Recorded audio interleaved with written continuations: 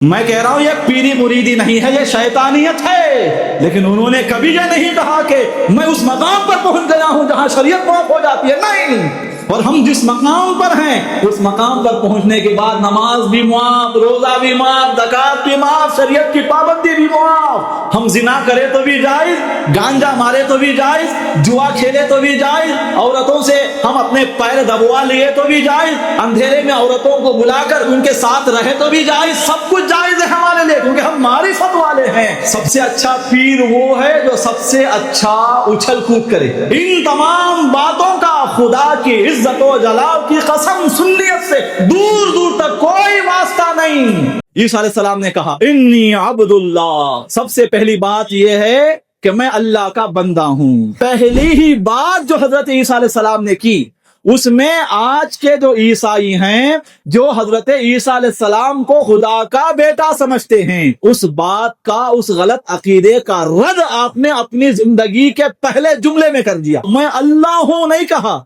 या इन्नी इब्नुल्लाह, मैं अल्लाह का बेटा हूं नहीं कहा, इन्नी अब्दुल्लाह, मैं अल्लाह का बंदा हूं। मैं ना खुदा का बेटा हूं, ना मैं खुद खुदा हूं, बल्कि मैं भी अल्लाह के दीगर बंदों की तरह अल्लाह का एक बंदा हूं, इन्नी अब्दुल्लाह।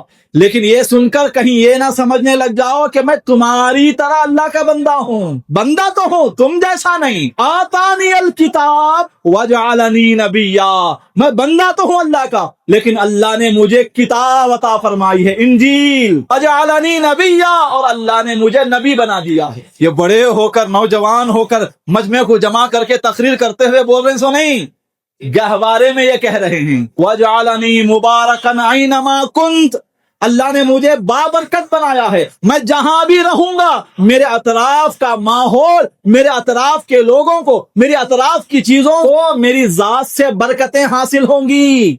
मेरी तालीमात, मेरे इरशादात, मेरा जो पैगाम है वो बरकतों ही पर मुहित है। मुझे अल्लाह ने सरापा बरकत बनाकर भेजा है। मैं कहीं पर भी रहूं, मैं जहां भी जाऊं, बरकतें ही बरकतें मेरी जात से जाहिर होंगी। वो औसानी बिस्सलाति वज़्ज़काति मा दुम्तु हय्या, क्या कह रहे हैं? अल्लाह ने मुझे ये ताकीद फरमाई है कि ए ईसा, जब तक तुम बाहयात रहो नमाज और ज़कात की पाबंदी करते रहो, नमाज और ज़कात की पाबंदी करते रहो। अल्लाह ने मुझे ये ताकीद फरमाई है। एक तो बद एतिकादियों का रद्द कर दिया गया कि मैं खुदा का बेटा या खुदा नहीं हूं, बल्कि अल्लाह का बंदा हूं, अल्लाह का नबी और पैगंबर हूं। बद अकीदियों का जनाजा आपने निकाला। उसके बाद बद आमालियों का जनाजा निकालते हुए क्या फरमा रहे हैं?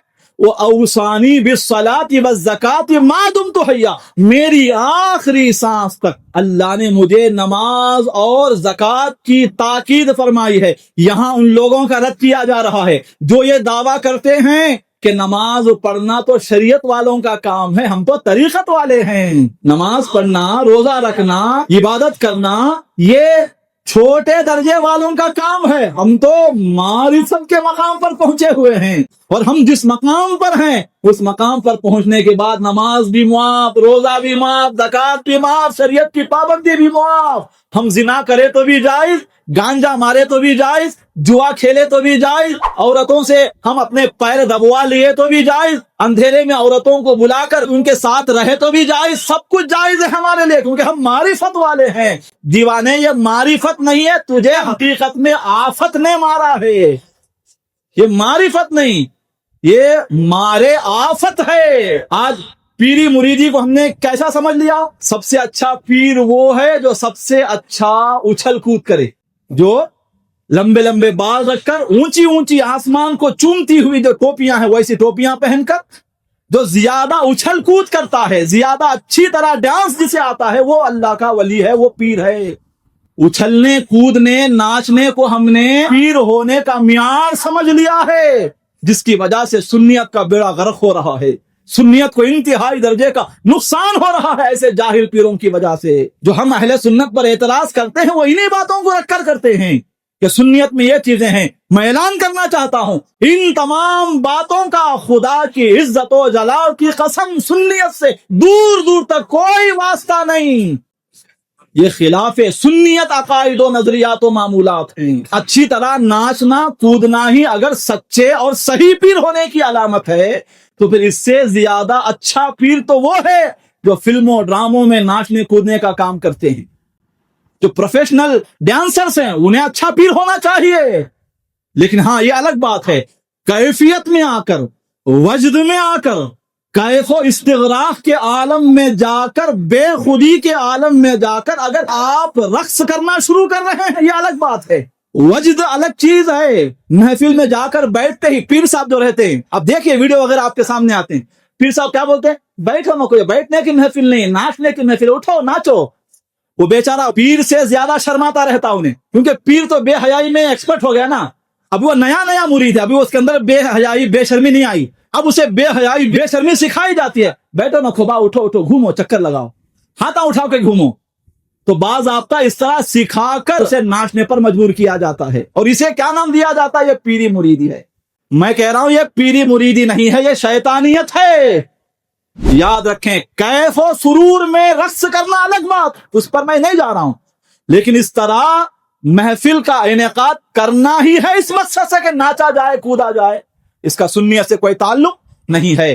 تو لوگ کیا کہتے ہیں ہم ایسے مقام پر ہیں معرفت والے ہیں شریعت ہم پر لاگو نہیں ہوتی. لیکن عیسیٰ علیہ السلام کیا کہہ رہے ہیں اوصانی بالصلاۃ والزکاۃ ما دمت حیا.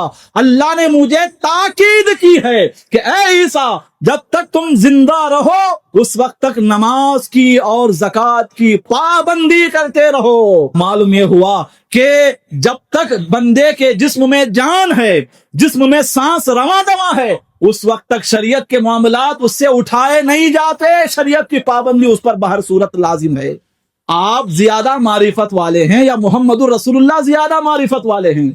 آپ بڑے پیر صاحب ہیں یا محمد الرسول اللہ صلی اللہ علیہ وسلم سب سے بڑے پیر ہیں؟ آپ تو بے نمازیوں کے پیر ہیں آپ تو بے روزہ داروں کے پیر ہیں آپ تو شراب پینے والوں کے پیر ہیں گناہ گاروں کے پیر ہیں. محمد رسول اللہ معصوم انبیاء کے پیر ہیں. لیکن انہوں نے کبھی یہ نہیں کہا کہ میں اس مقام پر پہنچ گیا ہوں جہاں شریعت معاف ہو جاتی ہے. نہیں حضور کے آخری ایام ہیں حضور سے کھڑا نہیں ہوا جا رہا ہے. اس کے باوجود حضور اپنے دو صحابیوں کو بلا کر کیا کہتے ہیں مجھے حجرے سے مسجد کی طرف لے جاؤ. تو وہ دونوں صحابہ حضور کے دونوں ہاتھوں کو اپنے کندھوں پر ڈال کر حضور کو اس طرح لے جاتے ہیں کہ حضور کے دونوں پیر زمین سے گھس رہے ہیں.